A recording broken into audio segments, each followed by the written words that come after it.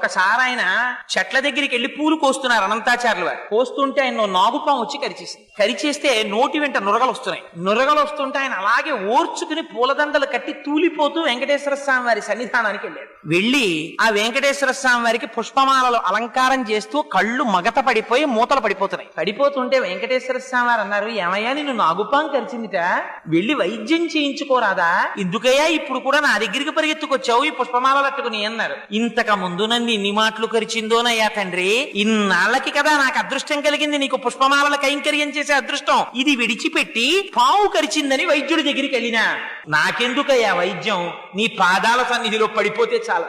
ఒక్కసారి ఆయన తల మీద చెయ్యి పెట్టారు, విషం దిగిపోయింది ఆయనకి. చిత్రం ఏమిటో తెలుసా అండి, అనంతాచార్యుల వారి జీవితంలో పొందినటువంటి గొప్పతనం బహుశా ఎవ్వరూ పొందుంటారు. ఆయన పుష్పవాటికని పెంచితే 8 రోజులు ప్రచ్ఛన్న రూపాల్లో వచ్చి పువ్వులు కోసేశారు పద్మావతి శ్రీనివాసులు. పాపం 8 రోజులు కన్ను రెప్ప వెయ్యకుండా కాపలా కాశారు. అంత వృద్ధాప్యంలో అనంతాచార్యుల వారు ఎవరు పట్టుకుపోతున్నారా పువ్వులని. 9వ రోజున శ్రీనివాసుడికి కరుణ కలిగింది. ఎవడు పట్టుకుపోతున్నాడో చూపిద్దాం ఈయనకి అనుకున్నాడు.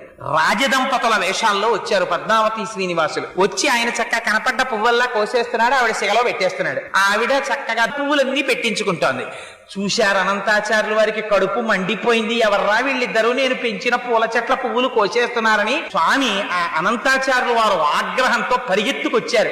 వచ్చేటప్పటికి ఆయన అదృష్టం ఏమిటో తెలుసా అండి, అలా అయ్యవారి నల్లటి చేతుల్లో అమ్మవారి ఎర్రటి చేతులు వేసుకుని వాళ్ళిద్దరూ చట్టాపట్టాలు ఆడుకోవడానికి చేతులు పట్టుకున్నారు. అనంతాచార్యులు వారు పరిగెత్తుకొచ్చారు, ఇద్దరిని పట్టుకోవాలనుకున్నారు. అందుకని ఎక్కడ పట్టుకోవాలి, ఇద్దరూ పట్టుకున్నటువంటి చేతుల్ని గట్టిగా తన 2 చేతులతో పట్టుకుని తన సంకల్లోకి లాగేసుకుంటే వెంకటేశ్వర స్వామి వారు దొరుకుతారా, అందుకని వెంకటేశ్వర స్వామి వారి చేతులు లాగేసుకుని పారిపోయారు. నిజంగా పారిపోయినప్పుడు అందం చూడాలండి, వర్ణిస్తారు మహానుభావుడిది.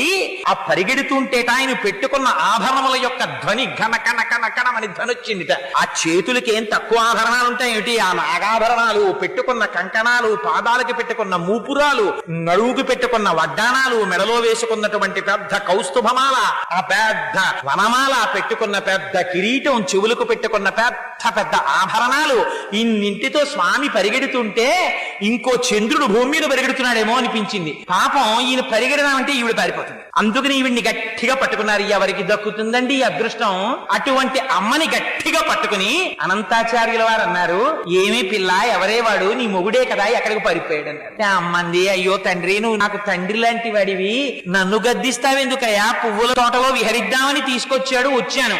ఆయన ఎక్కడికి పారిపోయాడో నేనెక్కడ చెప్పగలనండి. ఆయన ఎక్కడ ఉంటాడన్నారు. ఎక్కడుంటారంటే